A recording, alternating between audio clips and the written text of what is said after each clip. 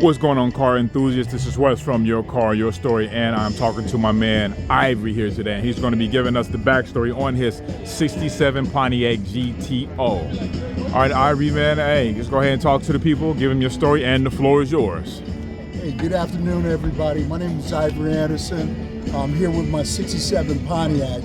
I've owned this car since 2018. This has been a frame-off build. When we started, it was nothing but a shell. Me and my buddies, shout out to Randy Bodie in Ohio. We built this. It was just a hunk of metal when we started. To tell you a little bit about the car, like I said, it's a 67 Pontiac Coupe. The motor is it started out a 428 Pontiac motor. It was built by Blue Monkey Garage out of Glendale, Arizona. Kind of as you see up top, this is it's EFI, which is built by Phytech. So it's 3-2 setup, built by Phytech. Again, the car was just a shell, so we put absolutely everything on it. We've got the direct fit radiator. We've got a serpentine system on it. We've got the aftermarket air conditioning on it, vintage air. And my whole goal, largely my goal in building the car, I call it 67 at a glance. So there's technology in the car, but I tried to hide it. You know, such as the MSD box, I put it inside the car anywhere, so when you're looking at it, it's 67 at a glance. And an example of that is, I've got this just before we start with this radiator shroud, which is doing nothing. In fact, me and the guy who, Randy, we were arguing about it. He kept saying, what do you need a radiator shroud when you got electric fans? And I said, again, it blends in with the thing. At a glance, everything looks 67. Okay. So this serpentine thing that you had mentioned, did I say that correctly?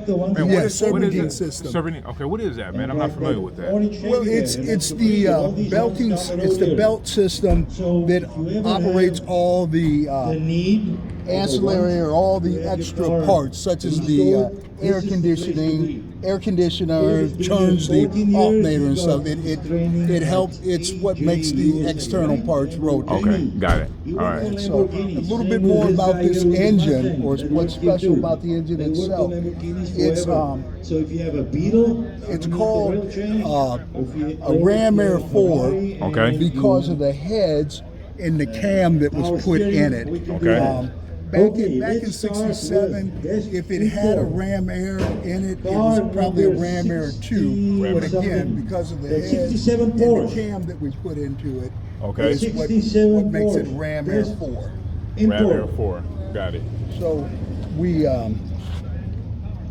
put drop spindles up front so that to get that rake look on it, so that the front end is dropped 2 inches lower than the rest of the car. Is that your Porsche? We have Hotchkiss suspension all the way around the car. Okay. And a little bit about the color. We created this color. You did. It's so it doesn't have a name. A lot of people ask me about it. Said you should name it. So I've been thinking about giving the color name the name of the car, which is the name of the car is Kelly Joe. A grade school kindergarten friend of mine.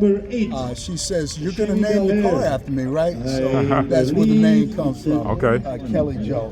So again, with the paint, so it's a GM metallic maroon, and it's a 1990s Nissan maroon mixed in there. Okay, got it. So that's where the color comes from. Okay.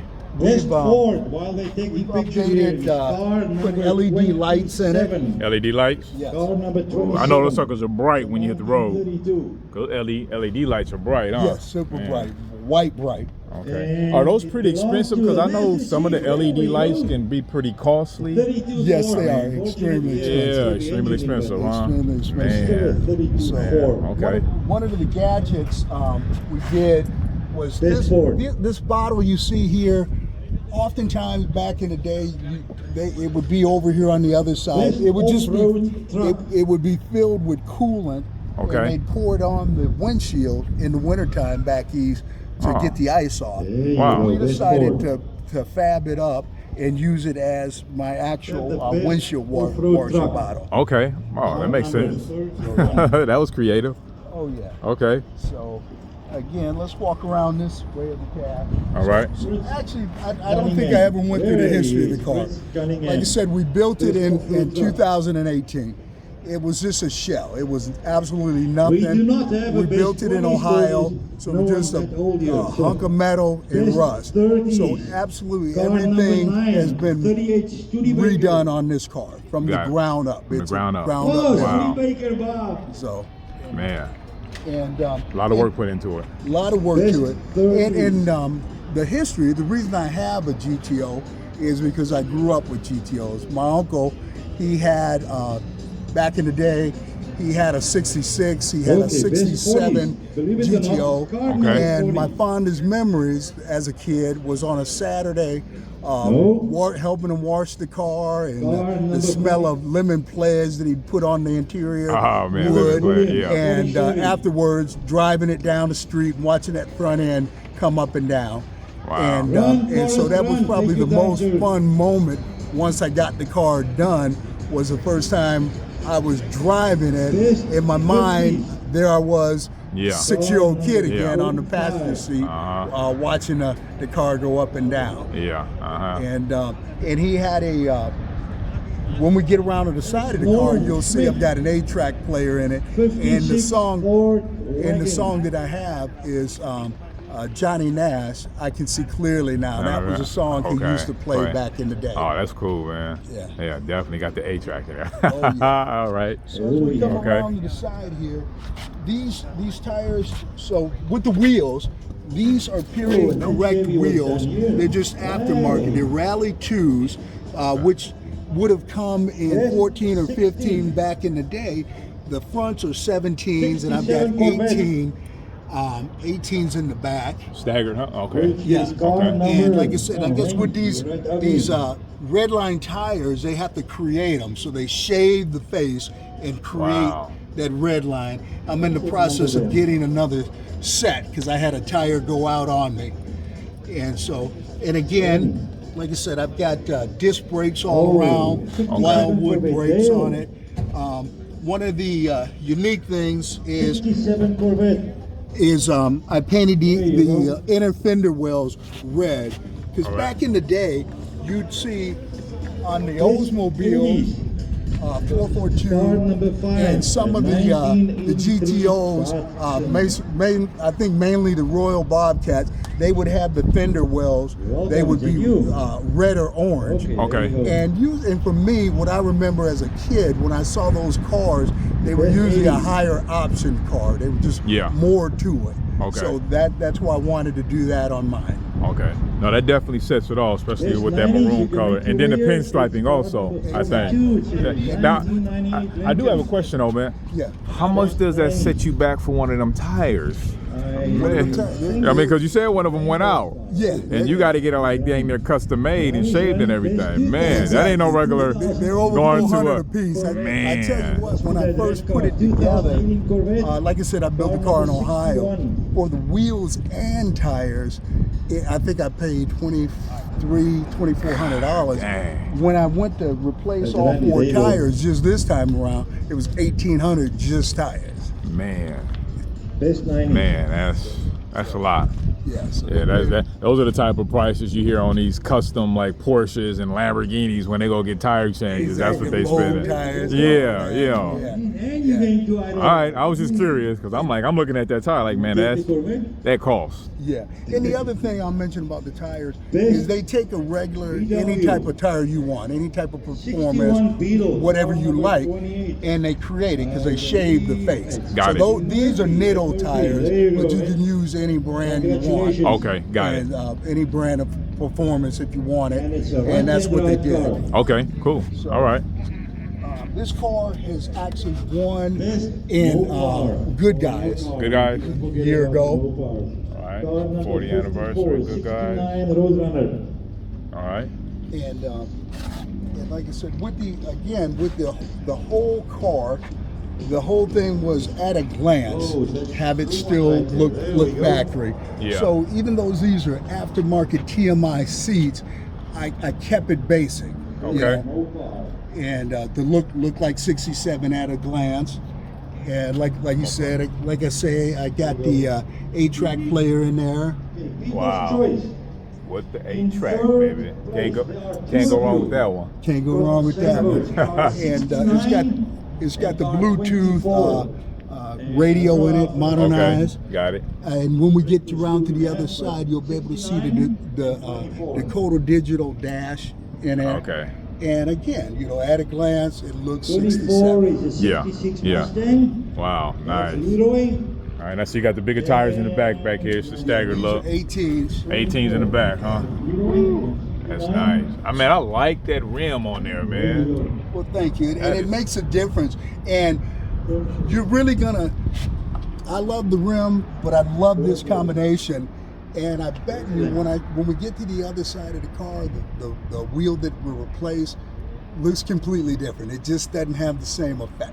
Oh, okay. You'll see when we get around there. Before I get too far away, it's got the 5-speed trimming. 5-speed trimming. And Okay. what we found out is by using the automatic console, the Tremec fits right in there. Okay. And that's a wood-grained steering wheel. I still got to go back up. Second most votes. I wanna car get- number 28. I'm gonna get the wood that's on the steering wheel. I want that color on everything else. Okay, the wood, okay. Yeah, that wood grain, man. It's something about those wood grains, man. They just always set it off, man. It's just a quality. Yeah. It's a quality. Quality definitely is. Okay. And so we got, we kind of did what we could to hide the high-tech stereo information Yeah. and everything. Okay. And like I said, I like the basic factory And look. People's Choice When we get, Award first place goes to car number Okay. 43. that's me. That's you. All right, go get your award, man. Right? There he's coming. All right, I had to put a pause on the interview. Ivory just got an award. So I kind of figured that would happen because I told him, I said, man, if you happen to hear your name, we just go ahead and stop it. Yeah. Sure enough. I'm Heard not his so name. good at math apparently. All right, Best of wait for him to come 70s. back. Well, man, this is definitely a first. Might as well get it up on video too. In the middle of doing a interview right here. Oh man, Ivory won an award. So what is this for? Choice. To give All right, choice. People's choice. Hey, it stands out. Definitely deserving. tickets. Hey, okay, man. I don't know, man, how you feel about the award, man. First place. Might as well get it all on there. I feel good. Feel Yeah. real good. It's These ladies will draw the number. I'm still humble. I Yeah. still just still makes me feel good to when we do win, or Yeah. surprise is more the word. Yeah. Red know, ticket. yeah. And like I said, 7 hold on 4 one 8 3. Last number is 4 8 3. Ken. Okay, so now, but Very nice, buddy. 100 makes bucks. me feel good. Guys, thank you very, very much. Big old Jay. Big J. Hey man, I got to get that one next if we want, man. If you got the time, man. Next time. All right. So anyway, like I said, it's still humbling. Yeah. When we Thank you win. very, very Yeah. much. Big ups, like I said, my buddy Randy Bodie back in Thank you very Oregon, much. Ohio. All right, He give it up helped for me build the Jerry car. and Phil, Yeah. their conservative auto. Okay. Give it All up right. for 'em. Cool, man. They put on a good show. Don't All right, I guess we can get back to the interview there. Huh? All right, you can go set it down. I can wait for you to come back. Everybody, thank you guys. So, All right, you ready? so I think what I was saying is with the wheels, these are Rally 2 period correct wheels with the red line tires. They're 18s in the back, 17s in the front. Okay. Got a custom Pontiac tip out there. Pontiac out tip? back. Yeah. Oh yeah. Okay. Got the GTO right there. And, all right. So what I like about my truck I said, this was a frame off build from the ground up. Yeah. Friends of mine, they helped me make this cover. Behind this cover is all the speaker equipment. The subwoofers are back there, the amps and everything are back there. Again, my whole concept or intent is at a glance, look factory, look completely. Yeah. Okay. Got it. And okay, got the regular. This is lizard skin. Lizard skin. To help with the heat and sound. Okay. So where you don't, when you're bumping the stereo, it doesn't rattle, it doesn't do any of those things. Yeah, I understand. No. You know, like I said, when we had the body apart, we were able to put the lizard skin and the sound deadener everywhere that you can imagine. Okay, got it. And as far as the name of the car, the plate on the car is called Great One. Okay. In 1967, that's what Pontiac called this car, the Great One. Oh, did they? Yeah. So Wow. that's where that comes from. Is it any particular reason why? I mean, everybody wants to be the great. I mean, but is it because of was it anything special about it at that particular model? Well, in my opinion, 1967 looks very similar to the 66 GTO, but 1967 is kind of when it started having its completely own platform. Okay. It was, viewed as a very, the fun guy's car, the affordable, high-end car. Okay. So it was everything that you can imagine in 67. So Got that's it. why they called it the Great One. The Great One. In 66, they finally, the history of the GTO, it's always been a Tempest. GTO was an option, it was a name option. 66, it finally started calling it the GTO. Okay. And then 67 became that step above, in my opinion. Okay. Which is why they called it the Great One. It brought all the parts, all the things together.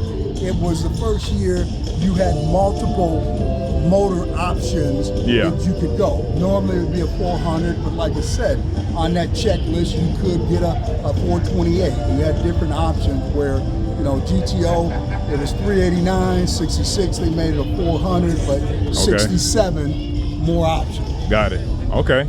Wow. It's always fascinating to hear those type of stories about these older vehicles, because most of the time you just don't know. I had no idea until now. So, okay. And as we come into sunlight, you start to see Yeah. the color of the car.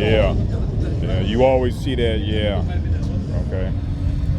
Yeah, sun is always gonna make it pop and stand out. And speaking of the color of the car, I didn't quite finish the history. Like I said, my uncle had the 67, 66. One I liked in particular, he had a black metallic one. Okay. With an L88 hood scoop on it. And those are the cars I grew up with. Well, the one he still has is a 70 GTO, which is maroon. So this color was kind of a tribute to the black metallic / maroon one. Okay. Now here's some history with the 70. Now this joker, he's promised me that car all my life. Graduate from high school, I'll give it to you. He didn't do it. Going to Marine Corps, I'll give it to you. He didn't do it. Then finally he says, oh, you can have it after I die.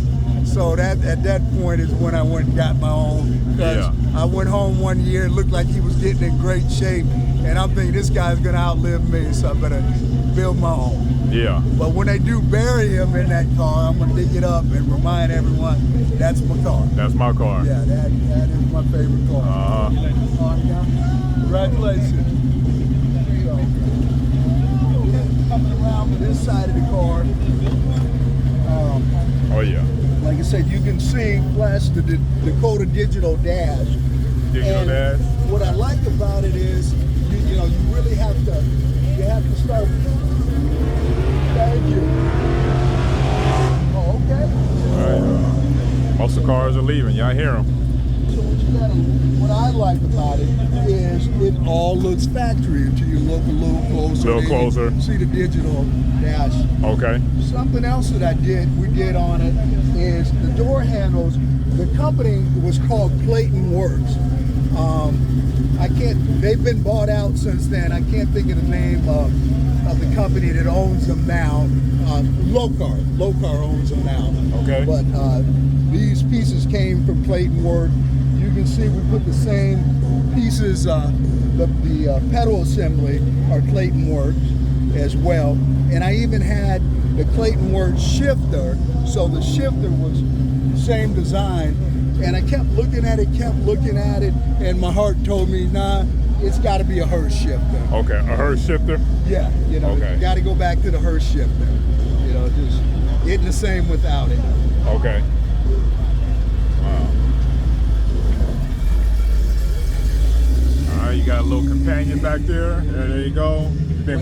He's been quiet all day. There you go. That's my riding buddy. I've had that since 95. There was a lady 95? Oh man. Lake Elsinore. Yeah. That was making those bears during the wartime. Okay. And I bought one then, and that thing has been my travel buddy with Ever whatever since, car huh? I have. Wow, that's cool. Yeah. All right. So like I said, and what's interesting to me, or what I see when I look at the car, and what you're seeing is my vision as a 5-year-old. Yeah. And it took another 5-year-old kid to actually, share that or share the dream. And what I mean by that is I drove up to a gas station one day, and there was this kid and his father. They were out there, and I could see the kid, Dad, and so by the time I finally got up there, the kid said, hey, Dad, that's a real live Hot Wheel. Wow. And I said, yes, you're right. That's exactly what it was. What you see is me as a 5-year-old remembering all the things we saw with the subtle blend and touches. Yeah. And, car guys, if you saw the paint, you would, if you were here seeing the paint, you'd see all the subtleties. Like even with the striping, we made sure we cleared over it, so it's just super smooth. All old school type work that they used to do. Okay. And to talk a little bit about the chrome, now when we were building the car, we had the option of getting aftermarket parts and things. I largely went with original stuff, meaning it doesn't always have the shine everywhere, brand new shine, but this is real 67. Okay. There's a guy named Joe Barber in Pennsylvania that's got like 3 acres of Pontiac parts, and so wow.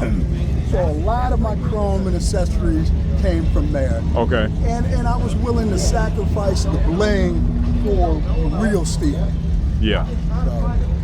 Oh, these are real. Okay, got it. Real. All right. This ain't that aftermarket pop Oh, got stuff. it. Yeah. And one day I'll get it brushed out again and make it chrome. But it was more important to have the real stuff. Yeah, definitely. I built a El Camino and had that aftermarket chrome pieces on it, and it was always just wasn't for me. Yeah. No, I hear you, man. Yeah. You're definitely keeping everything as original as possible.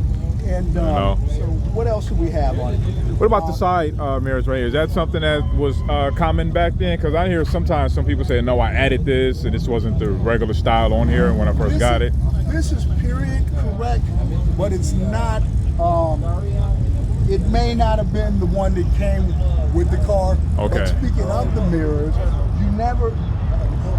they didn't come with a passenger side. Yeah, okay, that's what I noticed too on the old one. All right, okay. I wonder why they didn't come with the passenger. I mean, did they just not think that was like needed back then, or? I'm sure it was just to save money, because every accessory they want you to pay for. So I have no idea, but it didn't come. And being in today, it just doesn't look natural. Yeah. The position of these mirrors they're worthless. You can't really see anything out of them. And I used to wonder when I would ride with my uncle, and I'd see him get ready to do a lane change, to do something. He would always, that was his first move. moving forward because he couldn't see out of the mirror. He had to get a better view. Man. And I never knew that until I got in the situation, and then I realized, well, that's what he was doing. All right. You can't, you know, where they positioned the mirrors. Because I believe to make it more effective, I think you would have had to put it about here, I believe. But where it's here, you really don't, especially, it's nothing like modern day, how you have your mirrors. Yeah, and then you can automatically adjust it and all kind of stuff, and makes it a whole lot easier. Exactly. And the original mirror that I put on here had the remote so you can remotely move the mirror and got everything. But that one was a different shape, and I didn't like it, so I went with this. Okay. So what I wanted to point out, hey Scoop, what I wanted to point out about the tires was, you know, I didn't realize how much I loved my setup with the red line tires and everything until I had a tire go bad, and I had to put a temporary tire on it. And to me, that just looks sad. Oh, okay, right. I see It what just you're looks saying sad. I don't like that look. What I'm gonna do, like I said, we ordered all new tires, and so when the new tires, you know, they have to create the tires. Yeah. So when the new tires come in, I'm gonna take that tire and make it my spare. Okay. Just for display purposes. I don't ever intend on using it. Yeah. I keep AAA, so, but for display purposes, I'm gonna put the tire back there. I'm gonna get the old school jack stand and put it in there. Okay. So, what else about the car?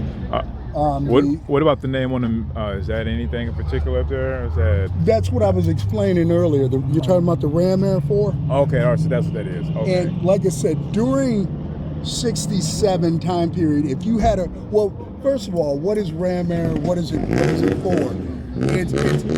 What it is bringing in more cold air. Okay. More cold air, more power, more faster you're gonna go. All right. So they had different designs. You know, started out with the Ram Air 1 all the way to a Ram Air 5 that's real rare. So people tell me, well, that's not a Ram Air 4 car, that isn't this. Well, to each his own. To me it is, and what makes it the Ram Air 4, again, is because of the heads and the cam that I have in it. Okay. You know, one of the things we did as well to bring in a little more air is we actually opened up, these are most often closed. With the Ram Air cars, especially the later ones like the 70 that my uncle has, they're on louvers, so it would open up to let air in. But we've got it permanently opened up. Permanently open. Where okay. it allows air to come in. All right. Yeah, like no vent or anything. It'd be like some type of vent up in there. We can open and close it for the air. No, I don't. No, but I'm saying normally that's how it would be. It would be controlled with something. Okay. Where one of the things that I want to do is create. So with the Ram Air cars, they came with a tub.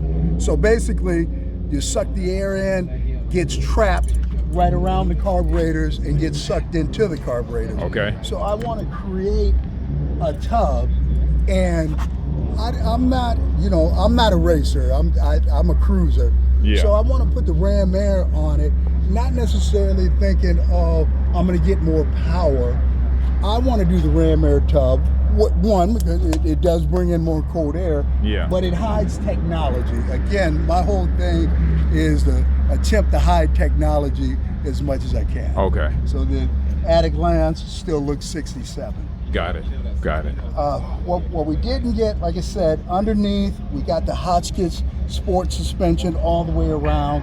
What's unique is, or what's fun, what happened is, so I put the Hotchkiss suspension kit on it, and the back end started rubbing. All right. So I called Hotchkiss and I said, hey, I need your lift springs. I need to bring it back up.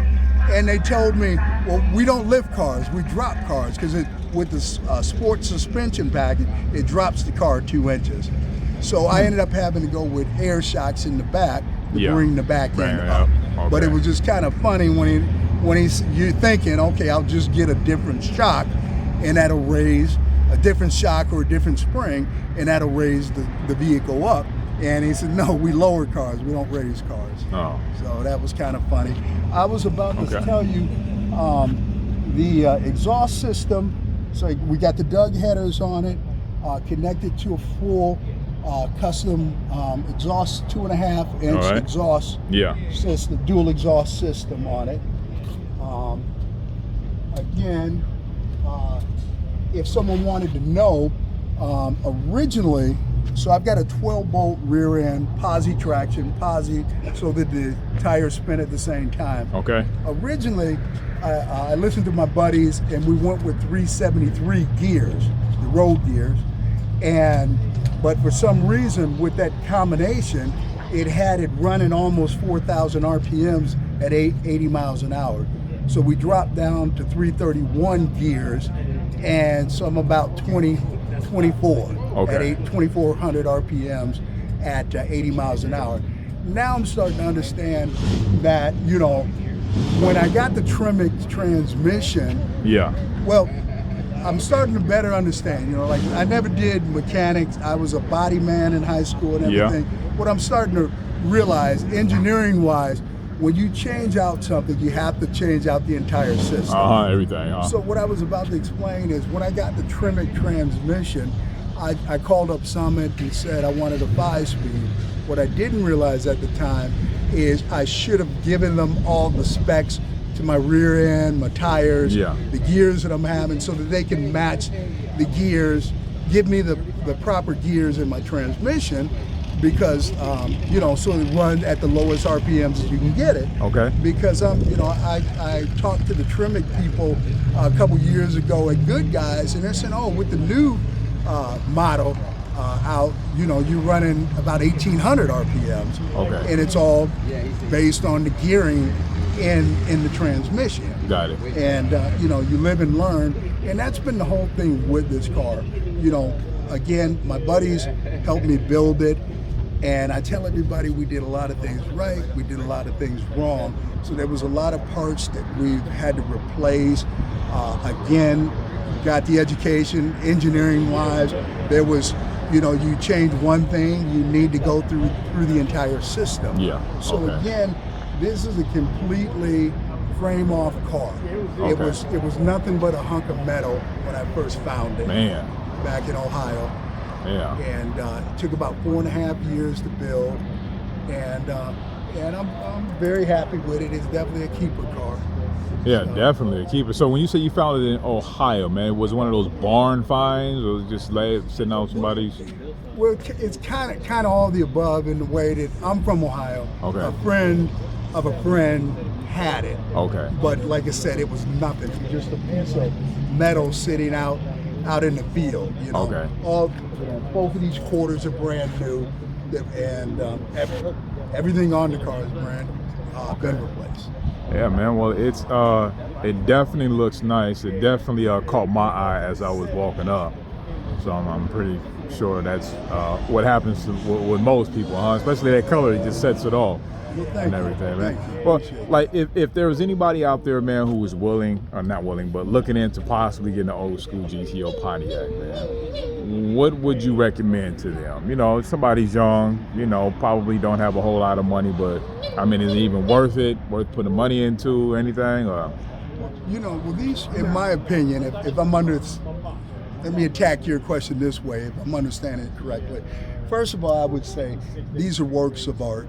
There's nothing on the road today that compare to these old school cars. You know, these cars had personality. yeah, So, in my opinion, is it worth it for a young person to get one of these cars? Heck yeah. You know, my understanding is the art's going away. Not a lot of people, you know, most of you young folks, they're into these tuner cars, this, that, and the other. Because I imagine because you can get a lot of bang for a little buck. yeah, Where these cars, unless you're an expert or got a whole bunch of expert friends, they're extremely expensive to build. If you're doing a full resto, if you're doing a full restoring the car fully. Okay. I used the word resto mod, and that word kind of means when you're bringing these cars back, but you go beyond the way it was built in the factory. You Okay. upgrade the parts and stuff. So this is a resto Okay. rather than just a restored car. Sure. Got it. You know, Oh, I wish, all right. you know, when I get my hands on that 70 GTO, that will be just a plain restoration. I'm not changing out anything. I want that thing to continue looking like The way the it's day it supposed to. rolled out of the factory. The factory. Got But with this one or resto car, you're upgrading. You know, we're older. You know, creature comfort. You just Yeah. you know, you're upgrading. One of the things I found out is, you know, I hear old school mechanics say, and never really understood, but some things are better left alone. So, Sure. this particular car, I would go with the resto. That 70, I wouldn't go to resto. But your actual question was, what do I think for the young person? Yeah. I think they should do it. I think they would fall in love with the journey. Because, Yeah. like I said, these cars, they're works of art. They have personality, and there's just so much you can do to them if you choose to. Okay. Yeah. You know. Definitely. Can we walk back around the front here? I want to get you. Yeah. So when you get to that age, man, and you got to get off the road because DMV retired your driver's license, man. Who's the car going to? Well, great question. It more than likely would be my granddaughter, Okay. Harper.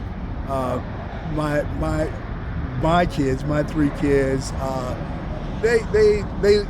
they liked my El Camino. I'm coming to find out more than they like this car. But Okay. they don't really like these old cars. But my granddaughter Harper, she's got my heart and mind. In fact, Yeah. she did the career day. You know, she's a kindergarten, did her career day, Okay. and she wants to be a mechanic. She Okay. wants to fix cars and Yeah. planes and trains. So yeah, this will be Harper's car. Okay. All right, Harper. You hear that? You heard it here from Granddad's voice. So when you get it, don't be trying to sell nothing. You better keep it. There you go. Yeah. You, All know, right, man. you heard it from Papa. Yeah. Not like my uncle. This is really your Yeah, car. it's really gonna be yours. It's Yeah. gonna be yours. Yeah, okay. Well, man, is it anybody, man, you want to give a shout out to? Anybody that helped you along the way? You know, any of the fellas or anything that might have been involved with it? Yes, I You know? would. You know, there's a whole list of people who helped me. You know, this wasn't a big shop build. It was a backyard build. Starting out with Rick Gore, who helped me find the car.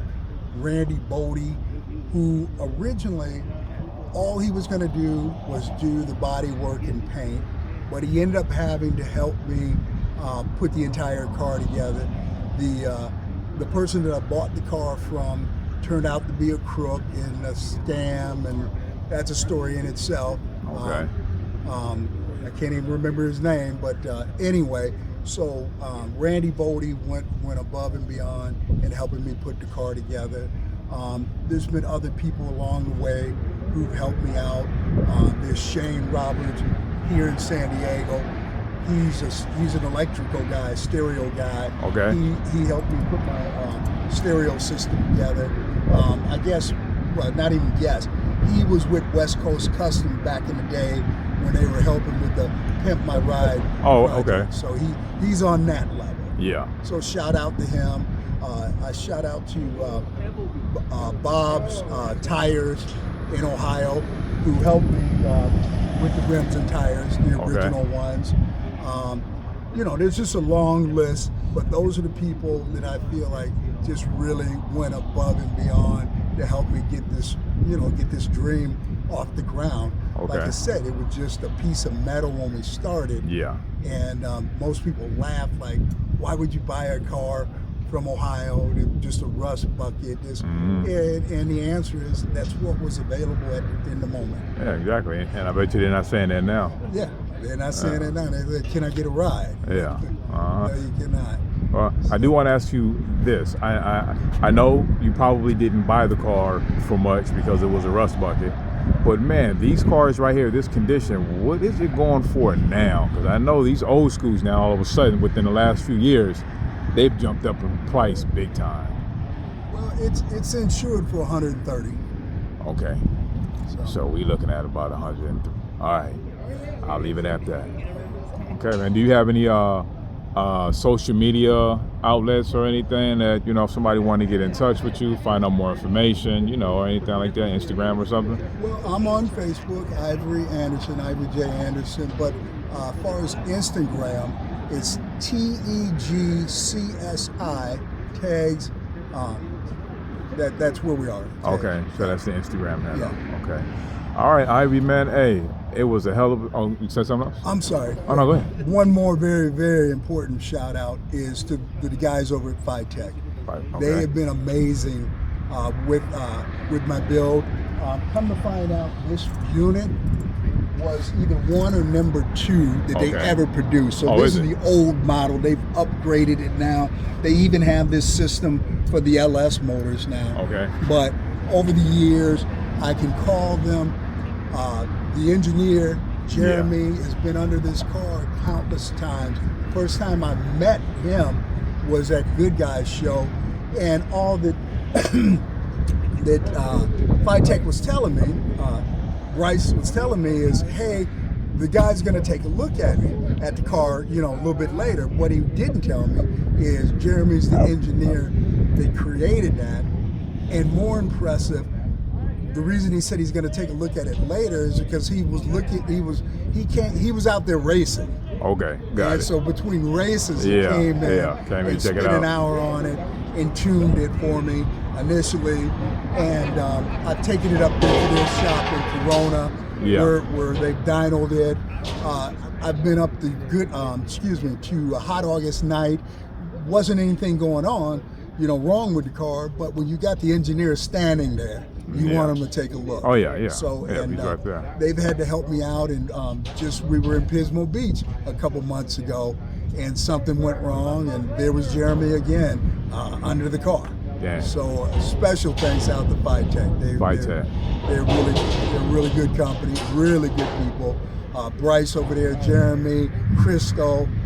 There's 5 or 6 others, but those people stick out in my mind because anytime I need something, I can go to them. Yeah. You know, there was one time I was at a car show, and some gearhead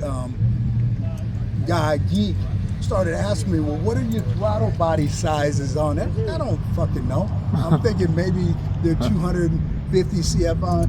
So I just picked up the phone and called Jeremy. Yeah. He's out at his kid's baseball game, but he took my call and he said, oh yeah, no, they're 450 each. And 450, you know, most of the time, most people's single carburetor is 650, 850, but you've got 3 of them. 3 of them. Yes. Man. So it sucks a lot of gas.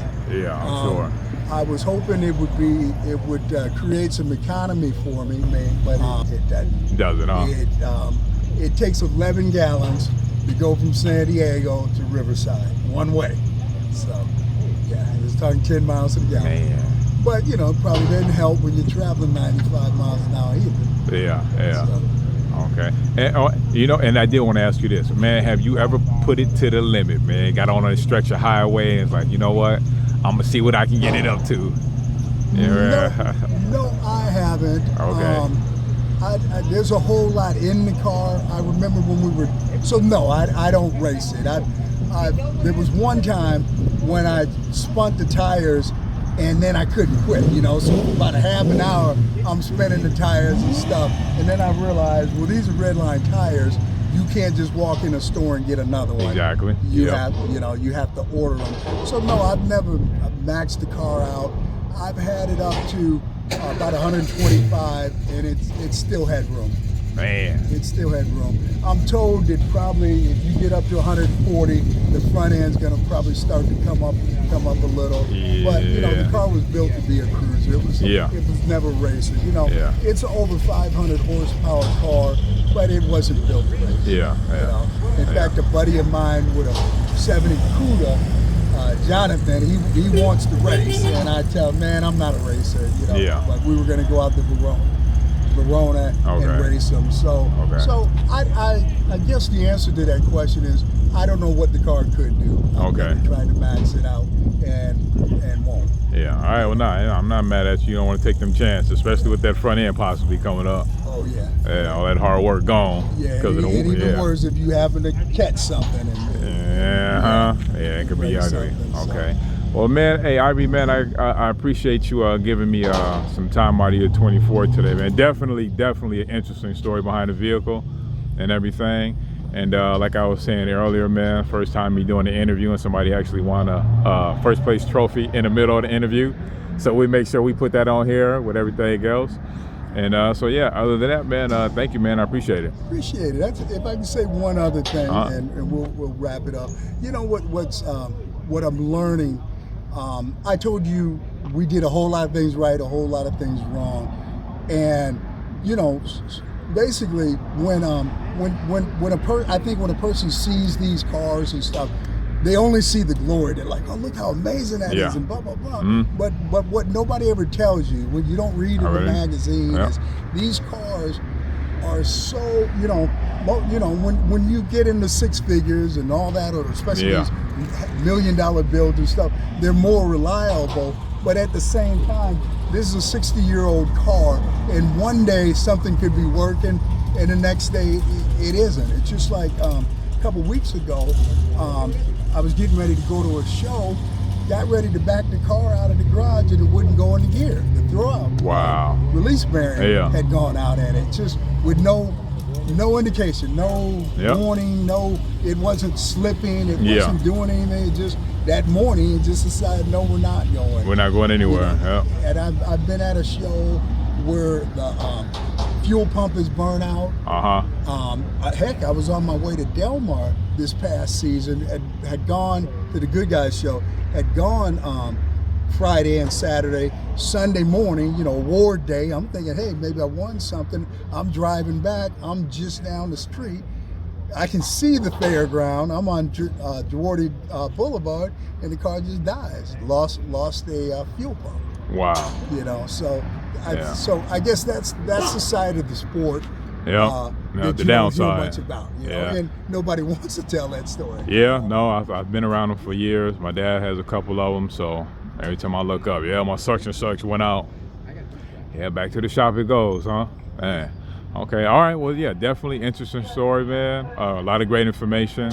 You know, I learned some things myself right now, and you know, we get this up, and so you can take a look at it. All right, and tell your dad I said hello, and I want to contact him. I've got some touch-up paint that I'm hoping he'll do for me. Oh, okay, well, yeah, I'll be seeing him later on. I'll let him know. All right, tell him I said hello. All right, thank you. Thank you. You're welcome. Bye. Appreciate that.